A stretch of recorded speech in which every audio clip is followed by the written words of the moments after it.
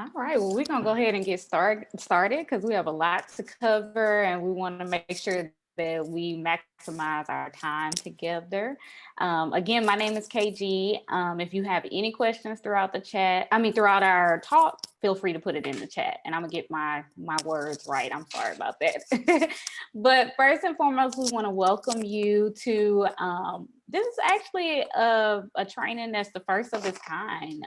We typically give our trainings to adults to advocate on your behalf. But today we want to empower you with the tools to advocate for yourself. And so we're really excited to be in space with y'all and show up as co-learners so that we can learn from each other and leave y'all with tools to advocate for yourself in schools. And next slide.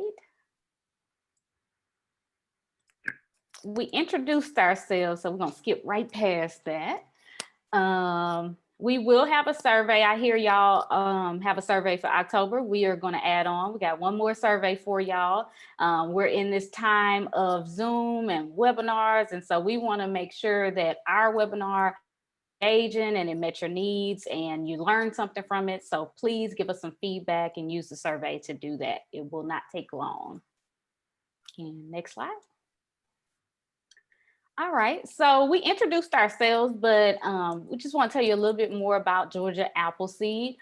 We are a nonprofit law firm, and we have a focus on Georgia's youth, advancing justice for all of Georgia's children. And we do that work specifically by focusing on youth that are most impacted by institutional bias and racism. So what that looks like is we do a lot of work for youth that experience poverty, youth that may have disabilities, youth that are more vulnerable within the system. Next slide, please. And because we know that there are a lot of issues that impact Georgia's youth, we have narrowed our focus so that we can have the biggest impact and make things better. And so our first priority is to keep youth in school and out of the criminal justice system. And so we do that with our second priority. It kind of leads into each other by increasing supports for children who have learning or behavior challenges. So we want to increase supports to ensure that they are able to stay in school. And we know that life does not end at the schoolhouse. Once you leave school, life continues. And so we also work to increase students and children's access to healthy housing.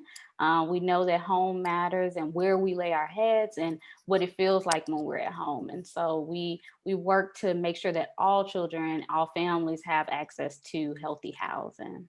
Next slide. And so I said we want to be co-learners in this space. So we want to hear from y'all. I see some of y'all in the chat. So here's an opportunity for y'all to engage with us.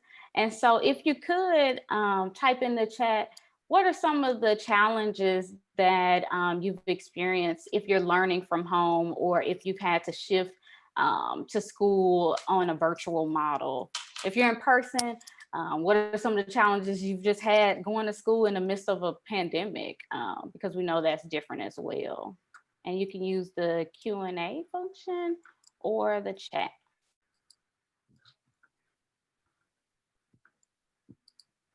And next slide, please. And feel free to engage in the chat. Don't be shy. We are not people that you have to be shy around. So before we get into the more complex issues that LaShonda and Dr. Franklin are going to talk about, I think it's important to know that as students, you have basic rights when it comes to school. And so every student, no matter who you are, where you're from, what you look like, everyone has the basic right to attend school and have an appropriate public education. And so it's not just that you're at school and you have access to that education, but you also have the right to feel safe and secure while at school. And when we talk about safety, we're not just talking about safe physically in your body, but also safe within your identity and feeling included as well. And the last basic rank that you have is in the event that you are facing long-term suspension or expulsion from school, there are basic due process rights.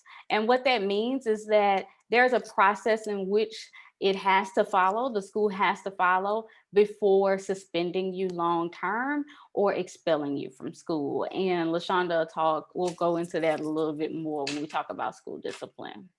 Next slide. And so if you're learning from home, you might be wondering, do those rights still exist at home? Or what rights do I have while I'm at home and learning virtually? Well, your rights are still intact. They don't stop just because learning is happening in our bedrooms or at home now. And so in the event that you are facing suspension or expulsion, and that suspension is over 10 days, you still have those due process rights at home as well. Your code of conduct. I know at the beginning of the school year, I was a teacher, you all get the code of conduct. The code of conduct still applies at home as well. It doesn't stop just because we are learning from our homes. There actually may be new rules that have been added or language that has been added to cover our virtual schooling. And you still have the right to access the information, your curriculum, and resources at home as well. And so whether you are at home learning or you're in the classroom, you still have the right to have access to your resources to learn, whether that's in person or online. Next slide. So I think it's important for us to talk about bullying, especially with us being more in a digital world in response to COVID. And so it's important, it's way just as important, if not more important, to be mindful of bullying and harassment that may take place while we're online.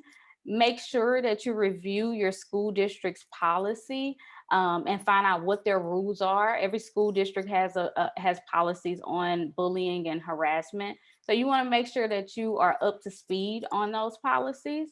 And we got to talk about social media. I love social media. I'm one of those people. I think it's powerful. I think it's impactful. But please be mindful that schools may be able to monitor your activity on some of the favorite apps. I think Snapchat, what is it, TikTok? TikTok is really popular. So all of that can be monitored during school hours. So keep that in mind and be mindful when you post on there. Next slide, please. And so when it comes to bullying, we want to give you some tools in order to protect yourself or have some steps that you can take in the event that you do experience bullying, intimidation, or harassment.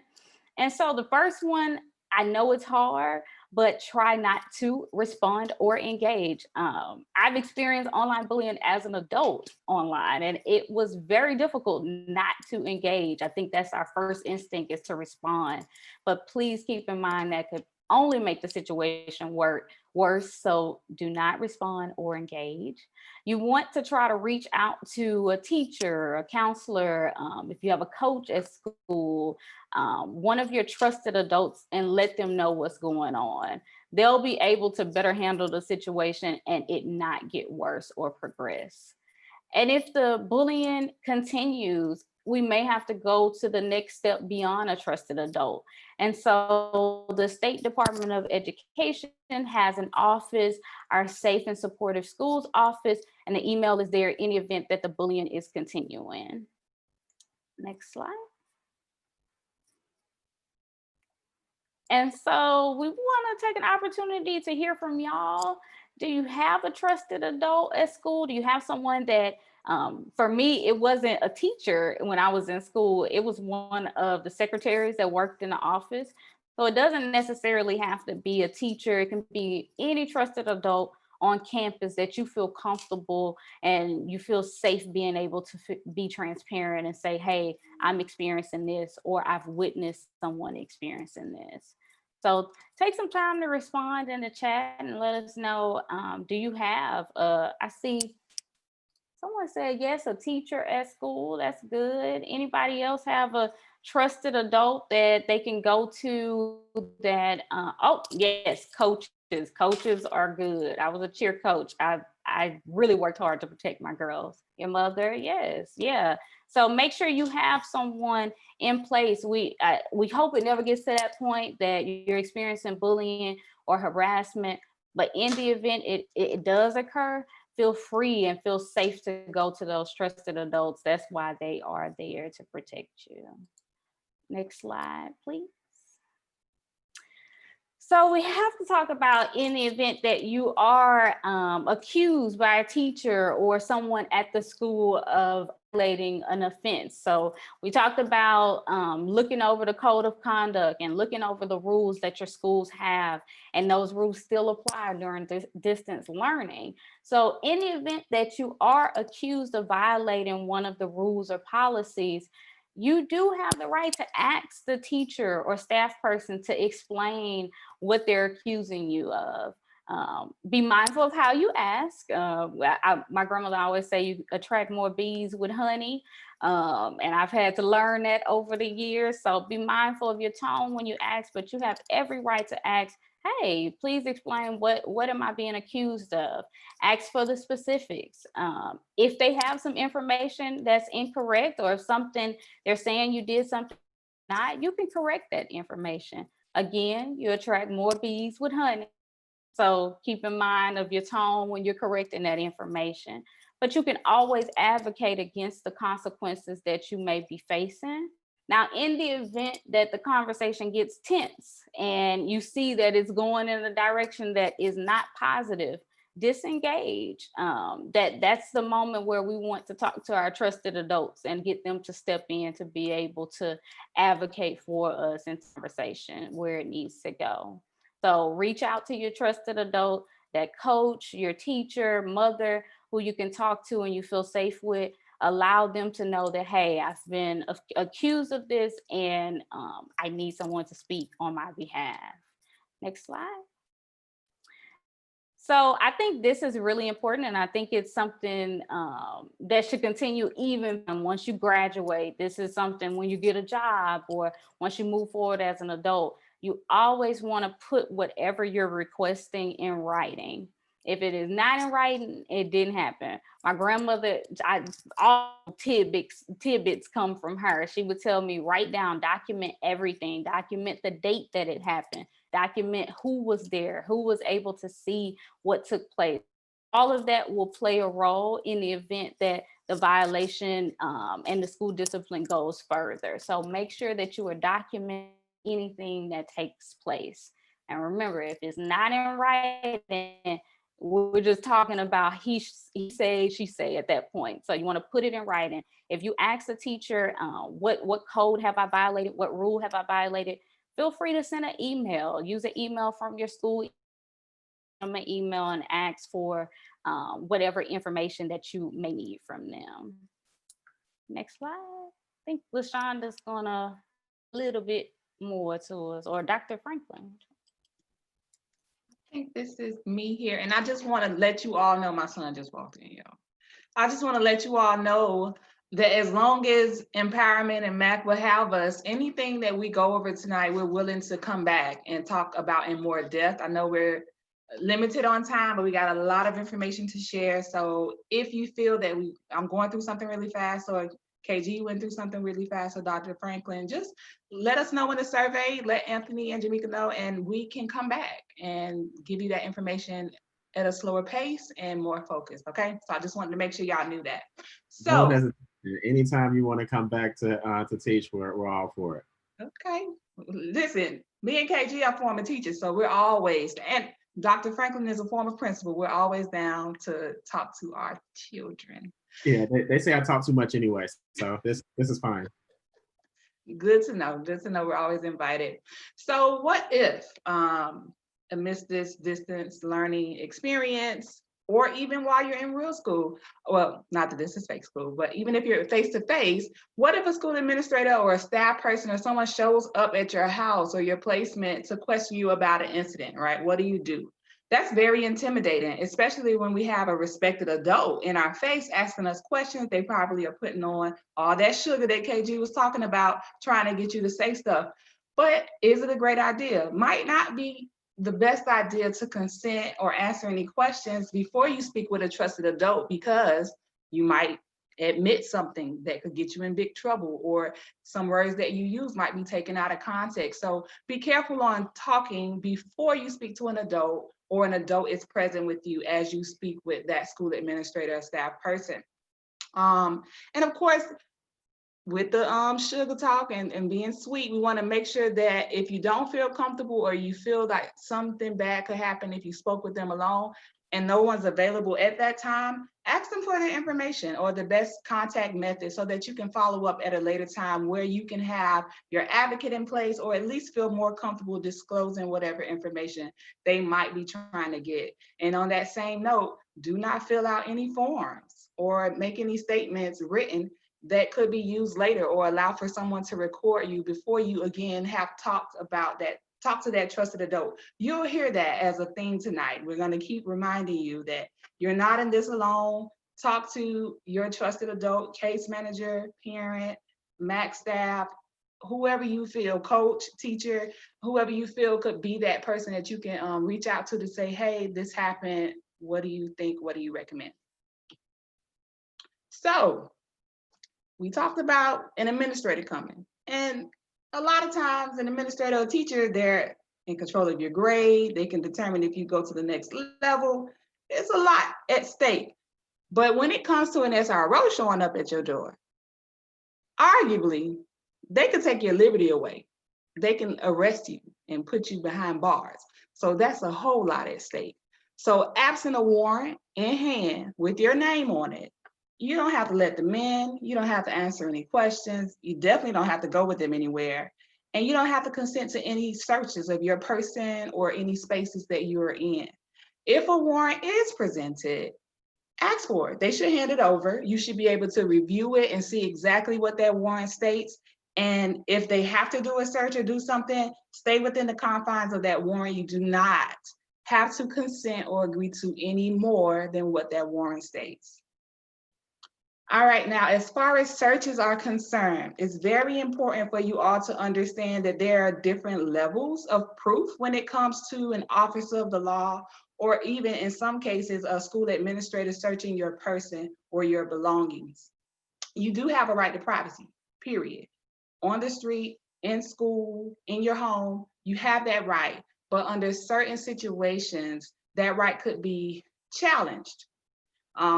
If there's reason to believe that something bad could have happened and you could have, or someone believes that you're involved in it. So on campus, there's this standard called reasonable suspicion, right? And this is when someone can kind of articulate some facts, or they've been given a tip or something like that. Let's say that you're walking down the hall and someone has spray painted the wall red, right? And they start investigating, and a student says that they saw you with a can of spray. Reasonable suspicion, they can articulate that someone brought information to them that might give them some leeway to do a search on your person to see if they can find that can, right? Well, that oftentimes looks a little different on the street. Typically, the standard there is probable cause, and that's more. That's some kind of hard proof. Maybe they saw the budge in your pocket, or something else, maybe red on your fingertips, right? And Caroline is in the background, but I want her to feel free to jump in here. There is also something that you should be aware of on the street that does allow for reasonable suspicion to allow an officer to stop you and pat you down. It's called a Terry stop. Some people call it stop and frisk. If they have some type of reason to believe that you could have just been involved in a crime in some way, there is some law that allows officers to pat someone down or briefly detain them, but it's not an arrest. In order for someone to arrest you, there has to be probable cause. But in school, the standard is reasonable suspicion. So the big takeaway from this slide is that in school, your privacy rights are lessened. because there's safety and other people around, and even your safety. So the privacy rights of others around you are lessened as well. So custody. It's really important for us to know what custody is, because in all of these circumstances and situations, I need you to remember that you have the right and authority to walk away. If someone tells you that you can't walk away, then you're in custody. And at that point, that's pretty much like an arrest, right? So I want you to remember, absent someone saying you can't leave, you don't have the right to go, you're under arrest, you can walk away. Don't feel compelled or intimidated. I know if your principal standing on this side and the SRO is standing on that side, I would be afraid to walk away as an adult. I might feel like, am I doing the right thing here? But I want to empower you to know that you can walk away. Absent someone making it clear or reading you your Miranda rights, you are not in custody. But if you feel like you're in custody, here are a few things to keep in mind and think about that will let you know that you are. Number one, you don't feel like you're free to leave. Somebody's blocking the door. They got their hand on your shoulders, holding you down hard or something like that. I really hope that happens to none of you. You've been restrained or handcuffed or something. The room is closed off or blocked and they made it clear that you can't go. And if, again, the SRO has read you your Miranda rights, I know most of us have heard of that. That's typically letting you know that you have the right to remain silent, the right to an attorney, and of course, anything that you say, which is very important to remember, can be used against you if criminal charges follow for whatever reason. So I want to encourage you again to walk away until you can, because you don't have to be there, you don't have to consent, you don't have to participate in any interrogation absent someone making it clear that you're in custody. So you got some other constitutional rights too. When it comes to school, you have a right to speak out. You can hand out flyers and petitions. You can start clubs. You can wear even expressive clothing. But if anything you does interrupts the school's day materially and substantially, or interferes with their ability to educate, then you might lose your rights. So just be careful with that, but do know that you do have your First Amendment rights. Your rights don't stop at the schoolyard door. And what about dress code? They should be equally enforced for one, and they should be affirming and gender identity and expression. No one should feel like they can't dress the way they feel they identify. And of course, people can have basic standards, right? No pajamas or no spaghetti strap. But if it becomes something that suppresses someone's gender identity, then it might be unfair and something that needs to be addressed with your trusted adult.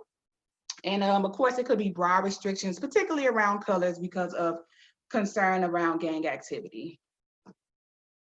So here's another tool. If you are disciplined for wearing something inappropriate, whether it's online or face-to-face, you want to ask for that policy. See what it is in writing, because everybody has subjective views on what's appropriate and what's not. But absent something being in writing and you being informed about it ahead of time, you can kind of wear what you want to wear as long as it's not prevented, and of course within reason, right? And if you don't feel like you violated anything, I say reach out to your teacher or administrator, whoever called you out on that dress code, and plead your case and say, hey, I mean, there's nothing that says I can't wear this.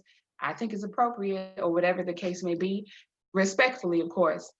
And of course, if they don't respond properly, or if you feel like you were attacked or made to feel small, or whatever the case may be, reach out again to your trusted adult. That's your go-to person. So, dress code and appearance. We had a comment to say movements often show me otherwise in the comments.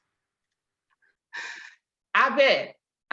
Oh, they're talking about the Miranda rights. Unless they're going to interrogate, question you why you right. Thank you, Caroline. Is he talking about dress code? Oh, I can't. I don't know. I think he was talking about the dress code. Rights. Yeah.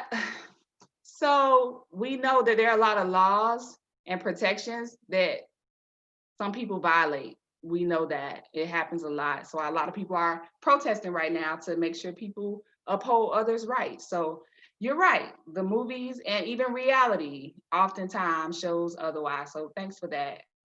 Um, what's the big deal with people wanting to control what they see on the screen, kids eating, wearing hair scarves, playing games, etc.? Well, I want to hear from y'all. What are some things that you've seen or teachers have told you not to do while online that you felt wasn't quite fair or wasn't important? Like, is my hair scarf really going to stop you from teaching? Is it going to prevent my peer from learning?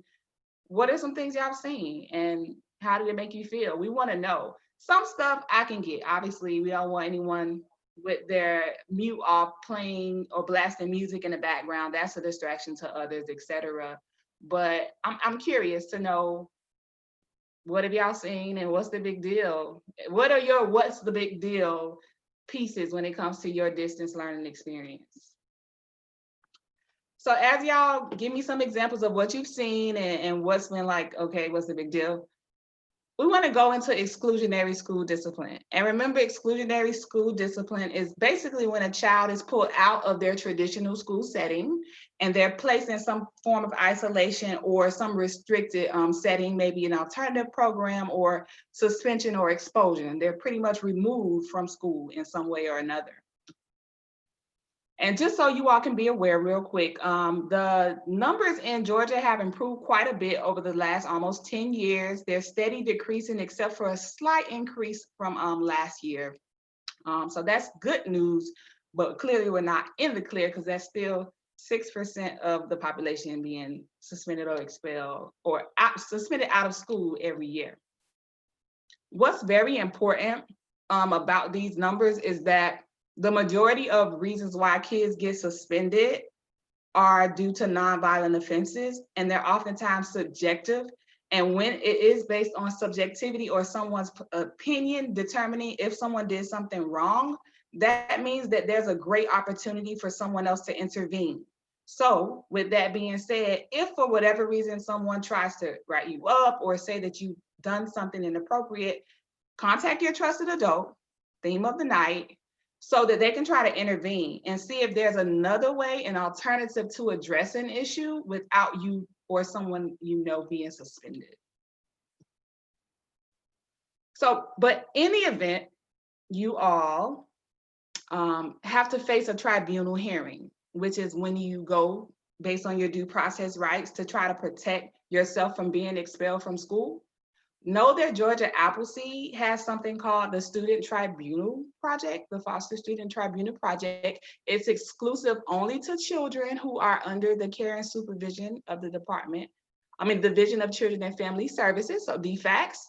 And that makes it something that you can access. So if you are facing, for whatever reason, a tribunal, you don't have to go it alone. We can try to find you a pro bono attorney to represent you during that time. And this is designed especially for you, youth in care, foster parents, others, like even if Anthony or Zimika wanted to complete a form on your behalf, it's especially for you. So know that you have this source here. And even if it's something less than this, a suspension or a detention, and you felt like it was unfair, or you need more information about your rights, you can refer to our help guides, which we'll talk about a little later, or our website. We have a lot of good resources at gaappleseed.org. So feel free to contact us or look at our publications. And again, it's for you. We want you to utilize it. And I'm going to turn it over to Dr. Franklin to talk more about exclusionary discipline and resources and supports. Absolutely. And I thought I was actually coming in on the let's talk before we get into trouble. But but that's fine.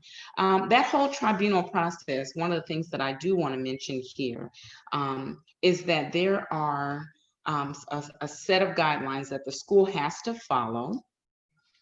And you need to know what that process is. So something is going to happen at school. Know that typically schools don't want to suspend or expel. They're graded on suspensions and expulsions. And so their end game too is really to have you in school so that you're learning and test scores are up. But in the event that you do something that they consider to be an offense against the school or persons at the school, then immediately an investigation should begin. Now, do you all recall Ms. LaShonda talking about having a trusted adult before you begin to speak? One of the reasons why that's important is because whatever you say at school, even though you think it's a school offense, so me and one student got into it, or a group of students got into it, and you think it's a school offense, whatever you say or whatever you write during that investigation period can end up in other places, like in court, for instance. So you want to be very careful that you are not writing something out or answering questions that may later blow up into something much bigger. So what happens with that tribunal process? The offense occurs. Something big happens, and usually it's something big enough that's going to land you at least 10 days of suspension. So the school then starts this investigation. Your parent or guardian is going to receive a letter, and it's basically going to say, this is the offense, this is what we are accusing them of doing, when you should show up for that tribunal hearing, and what the school is recommending for your consequence or your punishment. If you are a student who is at the same time receiving special education services, like you have a learning disability, then there is another piece of that, and it's called a manifestation determination. And really all that means is the school has to show that what you did, whatever offense it was or was not directly tied to your disability. And they have to make that determination before they can move into your tribunal or consequences for whatever the action was.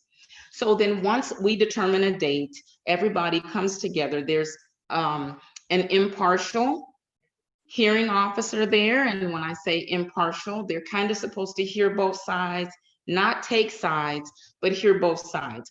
Understand though that typically they are employees of the school system. And so just by nature, just intrinsically, can you really be unbiased when your paycheck comes from the very person that is, that you're hearing their side as well. So that is why we encourage you to reach out to Georgia Appleseed, and you also have a representative on your side so that you have somebody who kind of knows the laws, knows what you should be expecting, and can kind of talk on your behalf. There have been times that I have gone, and I'm not an attorney, but there have been times that I have gone to those tribunal hearings, and just by nature of the fact that someone is there representing the student, that consequence turns out in our favor. So you always want to have someone there who can speak on your behalf. So after the all of the evidence is laid out, both sides get to speak. You as well can bring witnesses if you so desire. You just have to let the school know that you're bringing witnesses. Everyone gets to say their side, and then that hearing officer makes a decision about what's going to happen. Are there going to be no further consequences? Because remember, you've already been suspended now 10 days. So are we going to go with the suspension as is?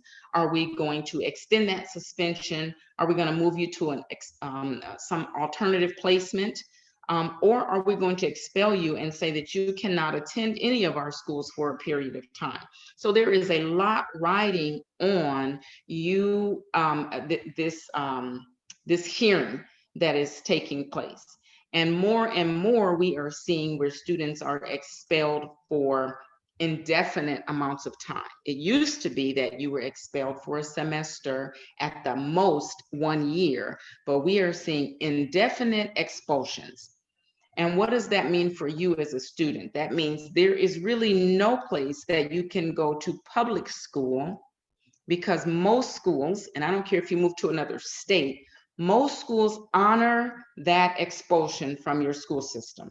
So if you are here in Georgia and you are expelled from all public schools in, let's say, Fulton County, and you go over to Gwinnett, Gwinnett is going to say you're under expulsion in Fulton, and chances are they will not allow you to return to school there.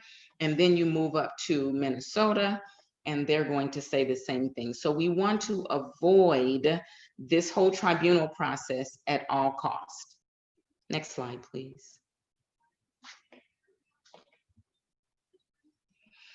So that tribunal matters because sometimes, as I was saying before, you do want to have an opportunity to tell your side of things. Sometimes what they have written in that tribunal document and what they're accusing you of, there are not some correct pieces.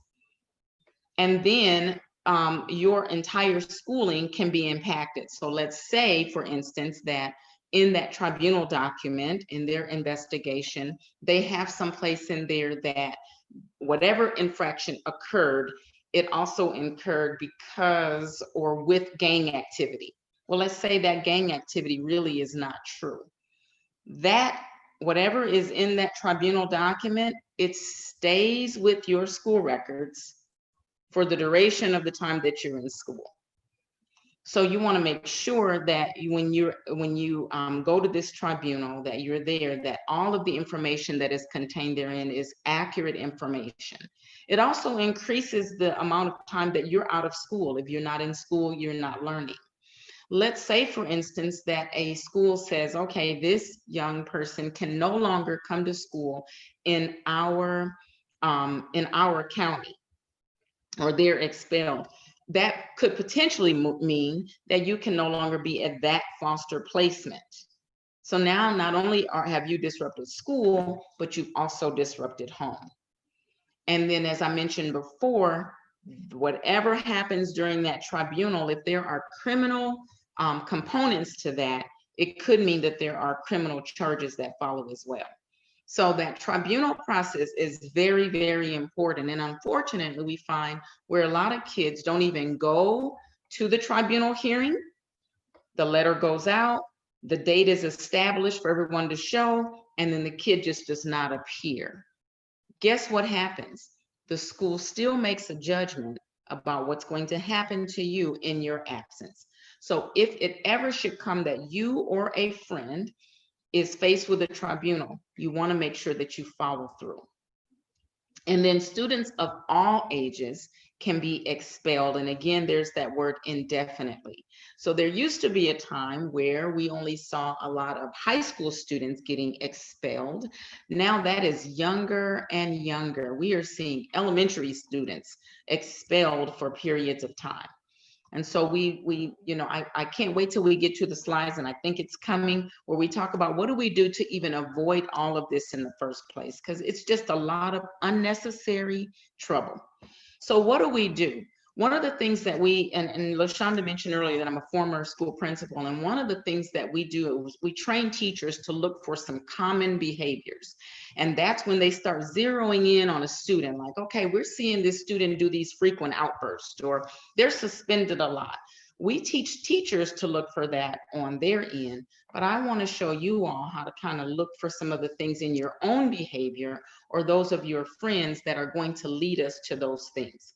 So our behavior communicates something. It communicates that we're at peace with something, that we're angry about something, anxious about something. It comes out in our behavior. And so how can you use that behavior to then offset some of the negative stuff that's happening with you? So if you look back at like your school records, for instance, and you see, and you can access your own school records or your guardians. If you look back at your school records, and you don't have to look, you know your behavior over the last few years since you've been in elementary school, you can look at those records and say, you know what, yeah, I probably have had about 15 suspensions over time. That speaks to something. What does that speak to? Are you not receiving at school what you need? Are you bored at school? Are you angry? Or what is happening at school so that you are frequently exhibiting behaviors that land you out of there, or land you into some trouble, or land you at a confrontation with a teacher or a principal? What is happening in your behavior that we can then take a step back and look at? You all know the word introspection. It means to look within instead of other people looking at you from outside. Look within and start saying, what is my behavior telling me that I need to do? And then look for any patterns. Are they happening with a particular teacher, at a particular placement, at a particular time of the day when you're at school? And once you start recognizing some of those things, then it's time to look at what do I need to do to fill that so that I'm not continuing in this same vein. And of course, as always, once you identify that and you don't know what to do with it, reach out to a trusted adult who can maybe help you identify some of those things and identify the resources that you can use so that you're not in some of these the pickles that we talked about earlier. And so we've listed some of those things that come out as behavior, but they all really stem back to something like mental health challenges. This time, especially with COVID, I don't know anybody on the planet who can say that they don't feel some kind of stress or some kind of anxiety about what's happening right now. And we need to be able to identify those things, look within, identify those things, and then know how we're going to respond to them. So let's say that there are some mental health challenges. I was watching the news the other day, and they were commenting that adults right now during COVID are experiencing far more stress and depression and anxiety than kids. That actually kids are kind of handling this pretty good. And then they listed some reason, and top of the reason is a lot of us as adults have had to make this huge jump into technology with Zoom and all these meetings and ad nauseum. I'm tired of looking at people on the screen. And we've had to make a big jump, whereas kids really haven't had to make a big technological jump to be here. They're kind of already there. Likewise, adults have had to deal with a lot of the stressors like loss of job or trying to find some place to stay that maybe kids have been insulated from in a little bit. So what are some of those mental health challenges that like anxiety, depression, stress, or things that are directly school related, like attention deficit? I'm sitting in class on this Zoom call, and for the life of me, I cannot pay attention. And so I've missed the last 30 minutes of whatever the teacher was talking about. And now it's time for me to exercise this on the test. I have no idea what they're talking about. My screen just went, whew, thank you. All righty. And then anything else, like, again, this trauma that we're all experiencing to whatever degree, but then even your own personal traumas that are happening. Things are going on and some scary events that may be happening or unsettling in life that we need to make sure that we're dealing with.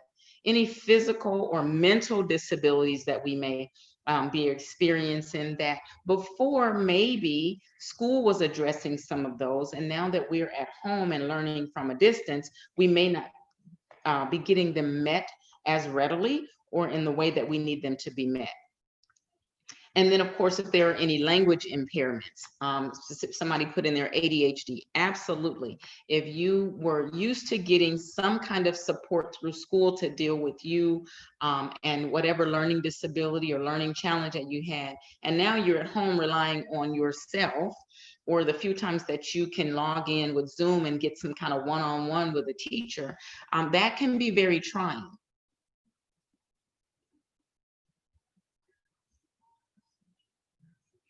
And so what do you do? How can schools help? I would say first and foremost is not looking at school as the adversary or the enemy. There are trusted adults there at the school, and whether that's coming from one of your teachers, the social worker, a lot of the schools now have mental health counselors that maybe they're not assigned just to that school, but they kind of float around to several different schools. But there are so many resources that students have access to when they do, kind of recognize some of the challenges that they're having. A big one is that student support team. And that is a team of teachers, counselors, your administrator, someone in special education who come together to look at, here are some of the challenges that this student is facing and what interventions can we put in place so that they can be successful. There's a whole team that's their job.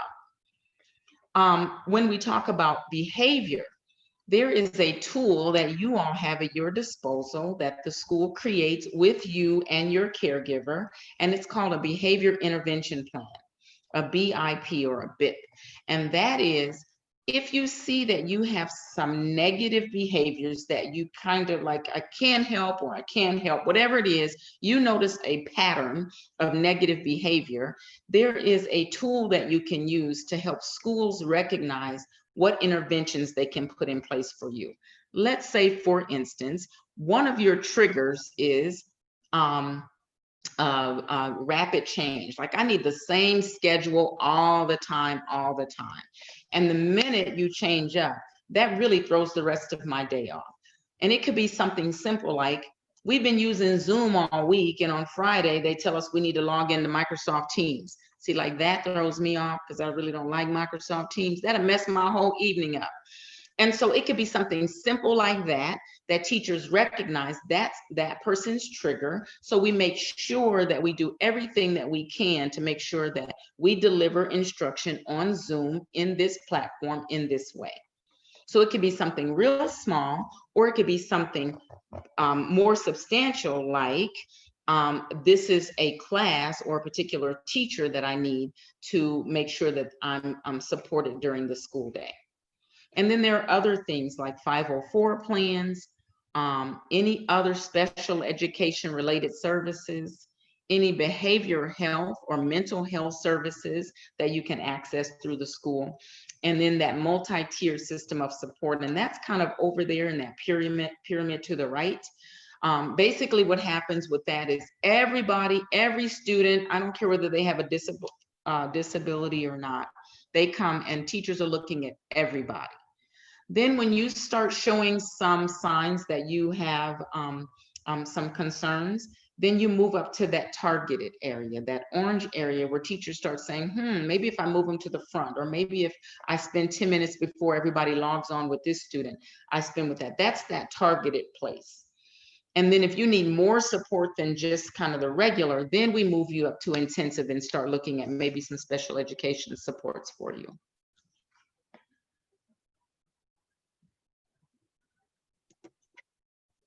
I just want to jump in real quick to let you all know that Georgia Appleseed has a resource that is developed for everyone, parents, children, support, staff, everyone. They're the help guides for children with behavior and learning challenges. We have the full Georgia help guide set, as well as a Fulton County specific help guide set. This is the link. Anthony's going to also share it with you in some correspondence. Just wanted to jump in and say that a lot of the topics that we're talking about tonight are covered in the help guide. So just remember that this resource is out there, utilize it. If there's anything in the help guides that you need clarification on, reach out to us. And so this next slide really, and we really do want to hear from you all, because as you all speak to us, then we can tailor our presentation to kind of meet the needs as we talk to other students. But I can pretty much say with assurance that any challenge that you have or that you can perceive, or even with you or your friends, there is some structure at school that is designed to help you meet that need. So whether it be a learning something or something outside of that, there is a structure in place to help you, because adults want you to succeed. The school is not designed to kind of keep you back and hold you down and kick you out. And school is designed so that you kind of go from kindergarten through to 12th grade. And we really want you to go through there as smoothly as possible.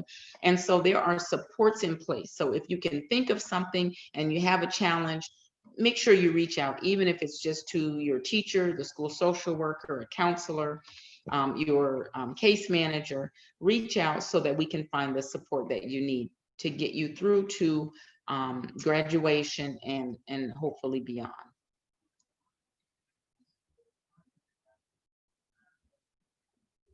And this also has to, is appropriate.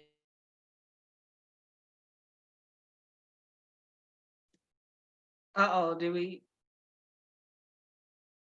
I think we kind of lost her. If I know we're over just a little bit, but this is important information. If you have to leave, go ahead. I will still. I'm not able to stream it for some reason. There's a glitch, so I will make sure that it gets posted. Also. Okay, I'll jump in until Dr. Franklin comes back in. We just want to make sure that those students who are multilingual or English learners know that they have rights to access, and their parents or caregivers, if they do not speak English or it's not their first language, they do have a right to communication in their native language. And students who are learning English are entitled to language assistance services, whether that be some type of app on the computer, since a lot of folks are distance learning, or calls with a translator to help them understand directions for assignments. Whatever it is, they do have access to those resources, and they have the right to them. And just quickly, for special education, regardless if you're at home or if you're in face-to-face, every child who's been identified as needing special education services has a right to the free and appropriate public education under the IDEA, regardless. As long as schools are in, they have a right to access to their education. And of course, if there are specialized services that students receive, they might be altered during this time due to the need to protect the safe and wellness of everyone under the pandemic. Dr. Franklin, you want to jump in? Absolutely.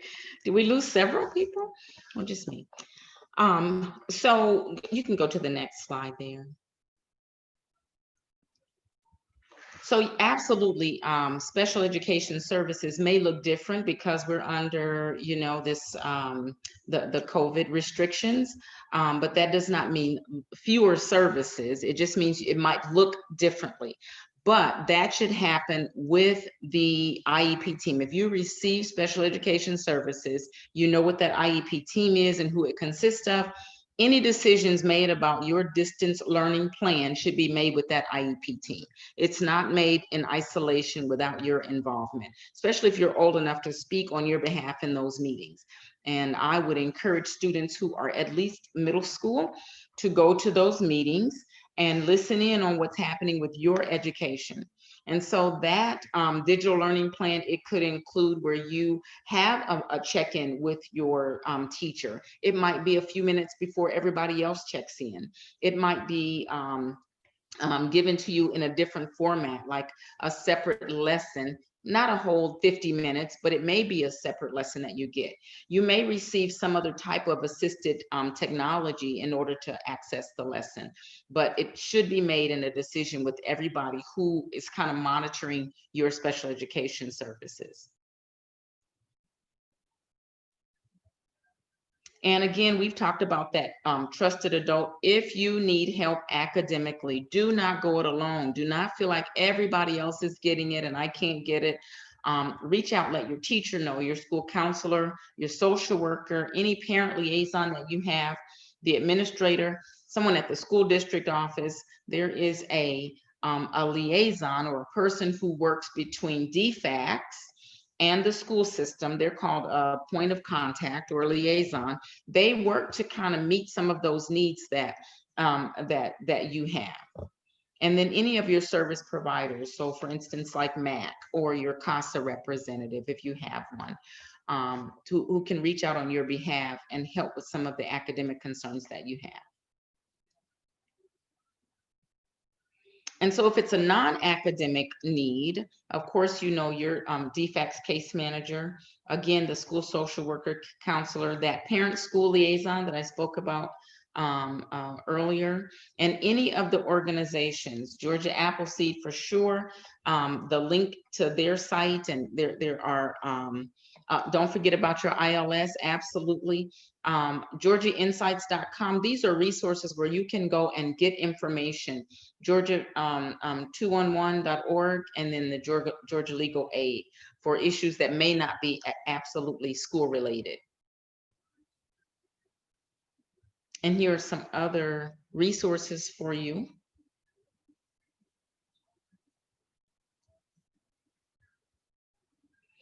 And then on your school district's webpage, not only are there where their school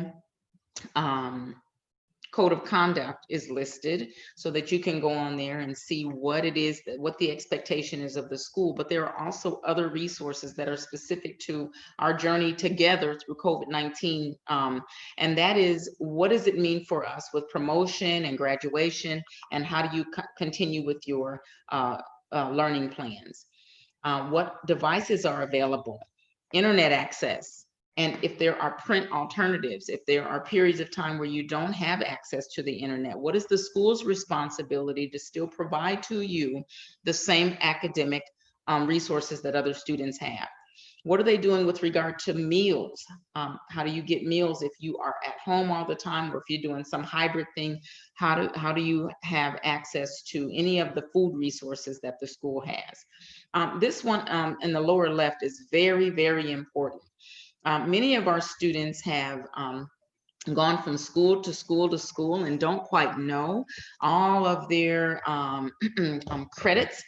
They may not know all of the credits that they have, or they remember taking a class before and I think I passed that, and so why am I taking it again?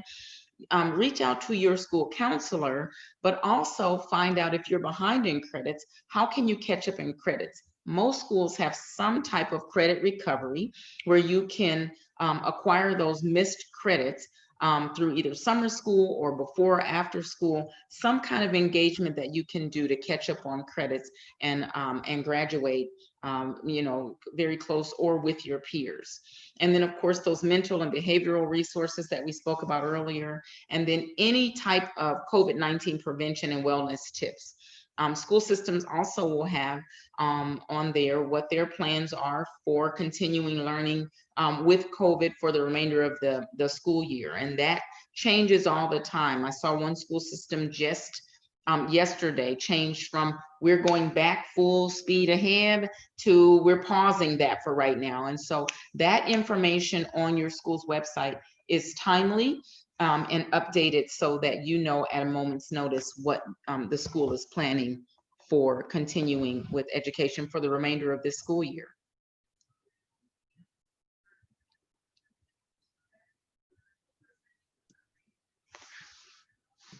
So I just want to make sure you all are aware again that we do have resources over at gaappleseed.org, including our Appleseed Keeping Kids in Class Toolkit, where we talk about best practices, restorative initiatives, as well as our help guides. So definitely check it out. Email myself or KG, and we'll have our emails on the next slide if you need any additional information.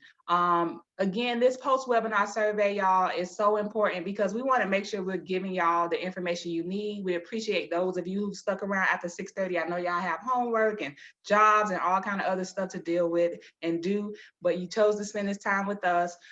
So make sure we hear from you. So next time we come and visit, we give you information that you find helpful and useful, and give us any feedback of what can make these presentations better for you. And I'll also drop it in the chat. And I just want to make sure that you have our emails. Again, I'm LaShonda Woods Roberts. KG or Dr. Franklin, did y'all want to say anything to take us home? I just appreciate the invitation, and again to Mr. Stover, anytime. No, like this is great. Go ahead, KG. No, I just wanted to say I appreciate y'all engaging and those that hung around and answered our polls and the questions. I appreciate the engagement, especially on the evening. So thank you so much. Yeah, thank you all for coming back again. Like, this is great information. I don't have any kids, but I work with a lot of kids and want to make sure that their rights aren't being violated or what have you, as well as it's great information to give like foster parents, CASAs, any social workers that are on. So I'll be posting. I've been screenshotting and posting stuff to social media. So y'all should see it. Yeah, again, thank you. I don't have any more words to give. Jamika, did you have anything else? Sorry, nothing for me. Have a good evening, everybody. Awesome. Thank you again. We really appreciate all this knowledge. And don't forget, y'all have free representation. Like that one thing stood out for me. It's like that's pretty big because lawyers are not cheap. So yeah, definitely take advantage of the resources. Absolutely. They want to help as much as possible. And again, even if it's not tribunal, feel free to reach out to us anytime. And I'm going to bid everyone good night. Thank you, Anthony. Thank you, Jamika. Thank you to my co-presenters, Dr. Franklin and KG, and Caroline for always being there to support us. Thank y'all. Y'all roll deep. Good night, everyone. Good night.